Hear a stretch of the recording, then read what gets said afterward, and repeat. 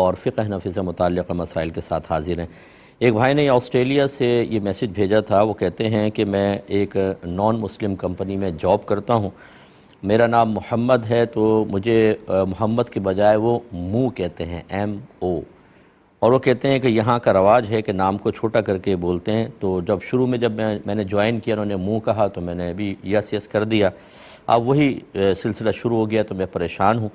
اب میں اگر میل وغیرہ ان کو کرتا ہوں تو اس میں صرف موئی لکھتا ہوں تاکہ ان کو پہچان حاصل ہو، تو کیا حکم شرع ہوگا؟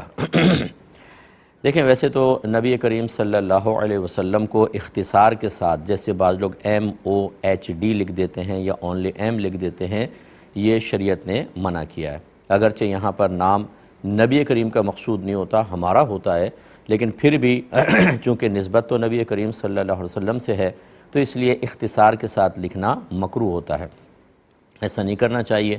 اب چونکہ وہ غیر مسلمین ہیں، وہ اگر آپ کو منہ کہہ کے پکارتے ہیں تو ایک الگ بات ہے، ان کے لیے تو یہ حکم شرع سخت نہیں ہوگا، لیکن خود آپ کو ذرا احتیاط کرنی چاہیے۔ یعنی اگر وہ منہ کہیں تو ٹھیک ہے، لیکن آپ جب میل وغیرہ لکھیں تو محمد ہی لکھیں، اور اس کو چھوٹا کرنے کا قصد و ارادہ نہ کریں۔ ان کی پہچان کے لیے بریکٹ میں MO لکھ دیں بس، کہ تاکہ وہ پہچان ہو جائے کہ میں نے میل کی ہے، لیکن آپ پورا محمد لکھا کریں، یہ خلاف سنت اور مکروہ ہوگا۔